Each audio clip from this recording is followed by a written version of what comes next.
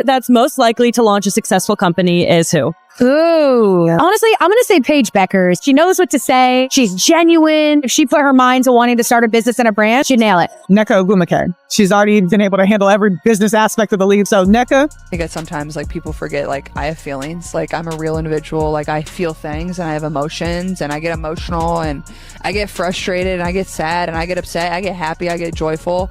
And like I feel and experience all that stuff.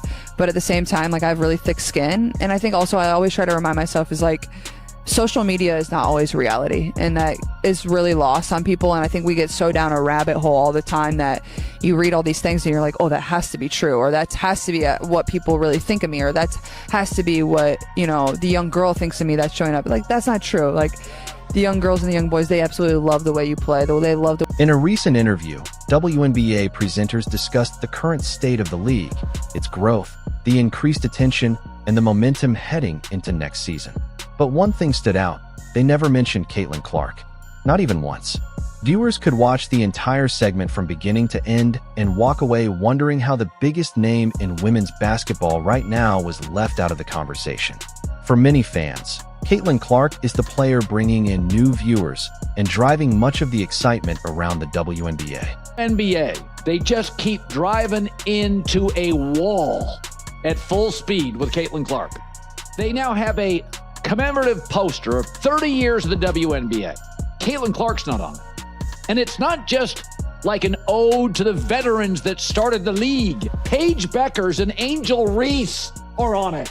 And Caitlin Clark's not. When she broke into the league, you moved her road games to bigger arenas to accommodate the fans, and she's not on the 30-year poster. I mean, recently there were TV games. Hers got double the rating of Asia Wilson, the best player in the league, the 3-time champ and the 4-time MVP. Double the rating. This is a paranoid, weird, insular league. Many fans believe this was not just a simple mistake. When people whose job is to cover the league sit down for a major discussion about its growth and future, leaving out the player who has helped create some of the biggest audience numbers in years stands out. To many viewers, it feels less like an accident and more like a deliberate choice. They argue that people do not simply forget the athlete who helped deliver the most watched WNBA moments in nearly 3 decades. Instead, they believe the name gets ignored when giving that player credit becomes uncomfortable. Phenomenon has just been crazy, right? I feel a little bit, I guess, empathetic for her because she didn't ask for any of this. Like, She just wants the ball, right? Like, she didn't ask for any of this stuff. I know that there's a lot of people that are frustrated that she doesn't speak more about some of the issues, like, that have nothing to do with basketball, by the way. And that's the unfortunate part for her. I had the opportunity to call one of her games a couple weeks ago. I mean, she's ridiculous. When you watch like some of the shots she pulls and how she operates. Here's what many people believe is happening behind the scenes right now, and it's a story that has been building quietly for months.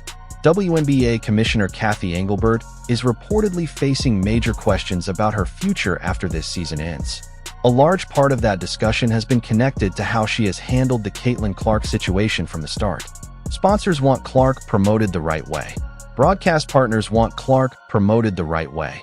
But critics argue that Engelbert, whether because she wanted to avoid upsetting veteran players or because she misread what fans wanted, failed to fully recognize the value of the biggest business opportunity the league has ever seen. It's actually a report that came out today that says that the 2026 season will be Cathy's last season. Alexa Philippou said conversations with more than 20 stakeholders in and around the WNBA offer a general belief that for as much business growth as Cathy Engelbert has overseen, she's not the right person to navigate the demands of the league, the demands that the league currently faces, and what its stakeholders now need. I do think Cathy thinks, well, she's done her job, she's got us financially set up in the right way. It's the other pieces that we're talking about. Jeff Hunt, who is a specialist in crisis and reputation management, who has previously worked with the MLB, ATP, WTA, the PGA Tour, he said the hole has just gotten so deep. She's in a place now where I don't really know what she does. Others said that she had a failure to develop sufficient relationship equity. Multiple find it curious she hasn't prioritized developing a closer relationship with Caitlin. Now, many fans believe some players and presenters who spent years downplaying Caitlin Clark's impact are about to face a major change. They argue that Clark was the reason more cameras, fans, and attention started showing up around the league. According to this viewpoint, the commissioner who allowed that approach to continue could soon be gone, and with her departure, the old excuses may disappear as well. Whoever takes over the role will inherit a league that needs more revenue, more viewers, and stronger growth.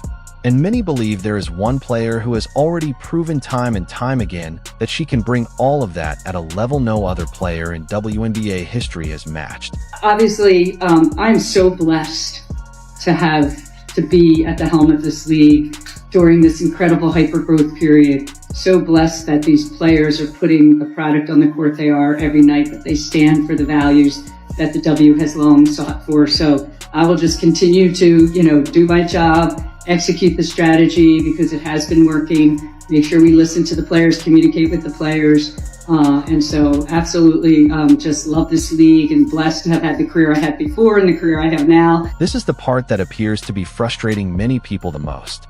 The conversation is no longer only about basketball ability, even though Caitlin Clark's talent is undeniable.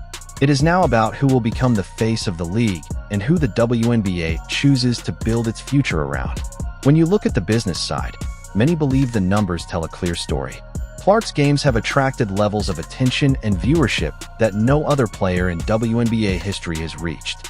They argue this has never happened in previous eras, even with other legendary players.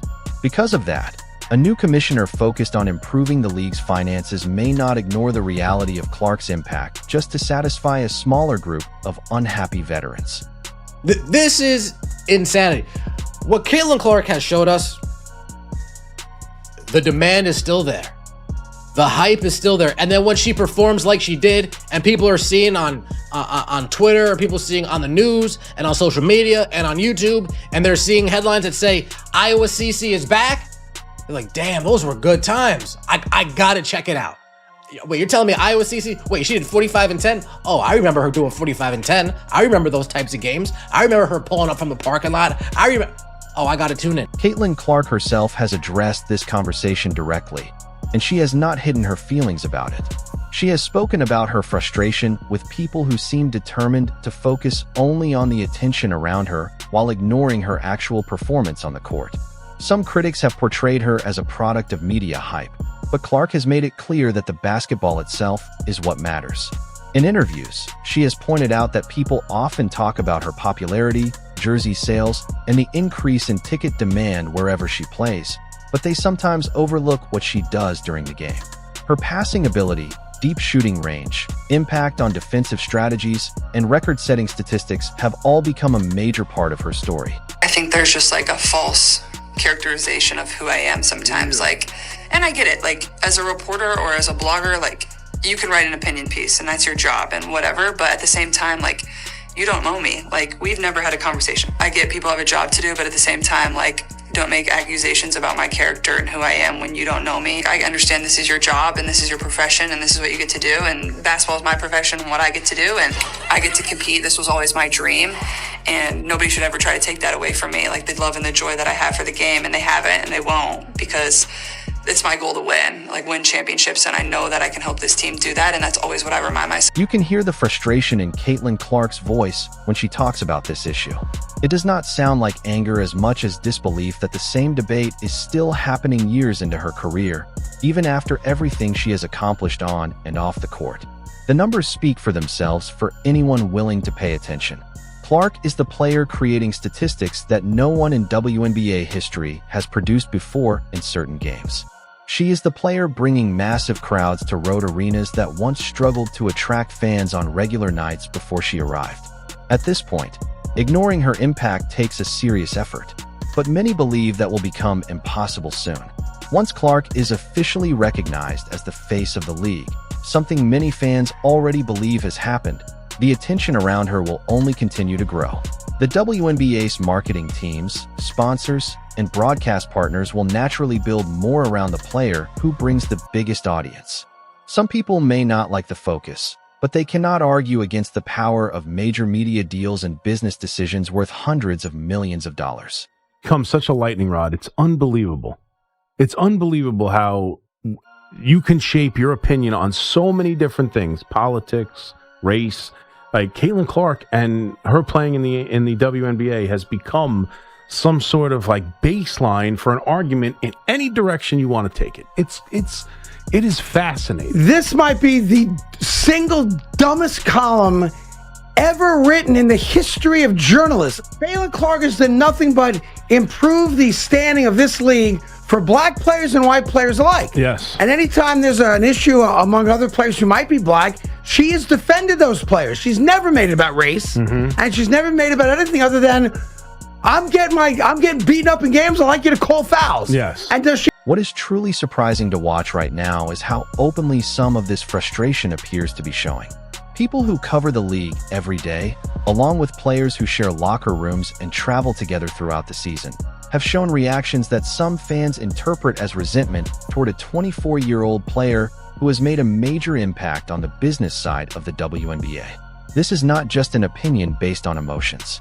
Many point to the numbers as evidence. Team values have increased, media rights deals have grown significantly, and league-wide attendance has improved since Caitlin Clark entered the picture. Despite that growth, some fans feel the response from certain people around the league has been more distant than appreciative. This type of tension is not unique to the WNBA. Similar situations have happened in other sports when one athlete's popularity becomes much bigger than the overall team or league culture around them. It can create disagreements, indirect comments, and debates about whether statistics tell the full story.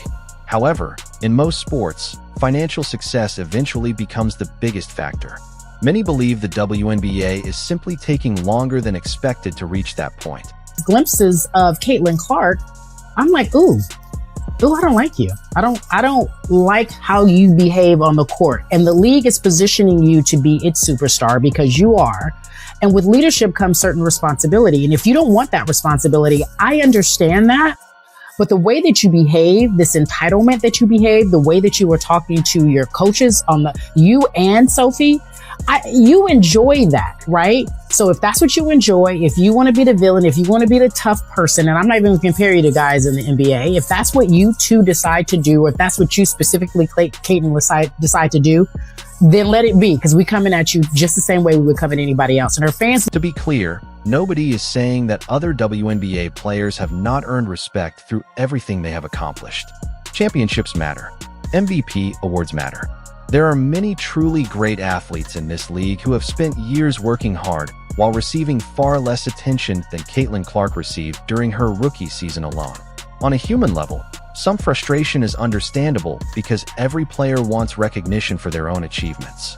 But understanding those feelings does not mean ignoring the business side of professional sports. Being the best player on the court and being the face of an entire league have never been the same thing in any sport. No matter how people feel about it, television deals, sponsorships, and major business decisions are based on what brings the most attention and value behind the scenes. The first athlete that is polarizing enough that there will be legitimate eyes on the WNBA this year. From a TV perspective, from an in-game perspective, she is going to elevate the brand of the WNBA like it has never been elevated before. And for Diana Taurasi to get on ESPN and say, that's pretty cool what you're doing against 18-year-olds, but you're gonna have to play some grown women that have been playing for, like, go fuck yourself. Caitlin Clark would literally put a 30 ball on your old head in your prime and right now with one arm. And then for the other lady that had the scoring record before Caitlin Clark, oh my God, to get on the stage and be like, you can't duplicate what you're not duplicating. Are you Brox for brains? Like, shut the fuck up. She's pulling from the logo. You probably couldn't even do that. Take a look at the business side of this situation because the numbers tell a story that is hard to ignore. Caitlin Clark's games have continued to bring some of the biggest audiences the WNBA has seen in decades, attracting crowds and viewers at a level that many matchups were not reaching before she arrived. Sponsors are not only looking at championships and trophies when they invest in a league. They are looking for attention, engagement, and reach, and that is exactly what Clark has been bringing on a massive scale. This is not just a personal opinion. Many point to the broadcast numbers and audience growth throughout the season as proof of her impact. So when Cathy Engelbert's future with the league becomes a topic of discussion and new leadership eventually steps in, many believe the priorities will shift toward growth, revenue, and keeping the current momentum alive. The next commissioner will inherit a league looking to build on this success, and there is already one proven star who has consistently helped drive that growth. Many fans believe a large part of the WNBA's recent attention and expansion is connected to Caitlin Clark's impact. Caitlin Clark. Mostly because of Caitlin Clark. Okay, fine. Only because of Caitlin Clark. They probably understand that. And they understand Cathy Engelbert has done a shit job of capitalizing off of the Caitlin Clark effect. When Caitlin Clark came in the league, they probably understand, okay, time to be serious. Time to stop with all of this politics. Time to stop with this activism. Time to stop kneeling in the national anthem. Time to stop sitting in the locker room during the national anthem. Time to stop allowing players to date players. Time to take this to the next level, make it a little bit more serious, a little bit more professional. There is also a generational difference underneath this entire conversation that many people do not discuss enough. A lot of players who built their careers before the streaming era had to take the traditional path. They gained recognition slowly through game performances, statistics, championships, and years of hard work, often without much national attention. Caitlin Clark's journey has been very different. Because of her success in college basketball, March Madness, and national television exposure, she became a household name before even entering the WNBA. That early spotlight gave her a level of attention that most players never experienced before reaching the league. For some of her peers, that sudden rise may feel difficult to process. But something happening quickly does not mean it was not earned. The WNBA needed a major boost in popularity, and many believe Clark delivered an impact bigger than anyone expected. Expecting that attention to be spread equally among players who were not bringing the same level of audience does not match how sports business has worked throughout history. This has happened in many other sports as well. Tiger Woods became the biggest name in golf and transformed its popularity, while Tom Brady became the face of the NFL despite many other quarterbacks having success. When one athlete creates a level of attention and value that no one else can match, that person naturally becomes the center of the sport. Treat it as a serious league. Then do these. This is what happens. These are tough questions, but this is a fair outlet for you, a fair platform.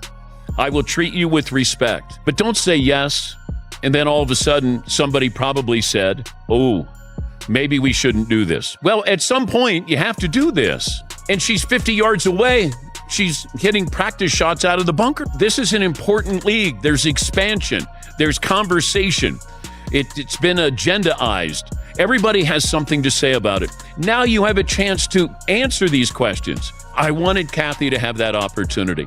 You don't want to come on the show? Tell me you don't want to come on the show. I have no problem with that. But if you tell me you're coming on and you make us wait 2 hours, that's a problem. And that says a lot about what's going on, in my opinion, with the WN. And that is the real story happening underneath all the noise. Once the season ends and new leadership eventually takes over, many believe the quiet resistance from some players and presenters will run into a business reality that cannot be ignored. Sponsors want Caitlin Clark featured in major campaigns. Broadcast partners want her included in promotions. Ticket buyers and casual fans who were not following women's basketball closely 2 years ago are now showing up because of the excitement around her. That level of attention is not likely to disappear simply because some people would rather return to how things were before. For those who are frustrated by this change, speaking out against it will not change the direction of the league. Instead, many believe it only highlights the difference between personal opinions and what the numbers are showing. Every time a discussion about WNBA growth leaves out the player who helped drive much of that growth, it does not erase her impact. It only makes the decision to leave her out stand out even more. That's the individuals, and I'm talking about the commentators, the analysts, and I'm talking about you fans of other players that just want to be nasty towards Caitlin. Yeah, bro, you trying to steal her joy. She said you not. Y'all been doing this for going on 3 seasons now. Give it up. It's weird. Y'all putting false stuff on her name time after time, day after day. It's literally like y'all go to sleep with, what can I put on Caitlin tomorrow? And then wake up and be like, oh, it's time to go spread some more false narratives about Caitlin. It's like what y'all do every single day. Caitlin Clark is not asking everyone to like her personally. She is simply doing her job, putting up historic performances, bringing fans into arenas across the country, and allowing her results to speak for themselves. Over time, success has a way of becoming louder than criticism, no matter how strong the negativity may be in the moment. If the league continues moving toward making Clark a bigger part of its future, many believe those who spent the season downplaying her importance will have to change their argument. The idea that she is not a major part of the WNBA story is becoming harder to defend. At the end of the day, leagues do not completely decide who becomes their biggest star. The fans decide that through their attention, ticket purchases, viewership, and excitement. It happens one game at a time, one sold-out arena at a time, and one viral moment at a time. No front office or locker room can fully control that. And right now, many believe the audience has already made its choice, and that choice is not changing anytime soon.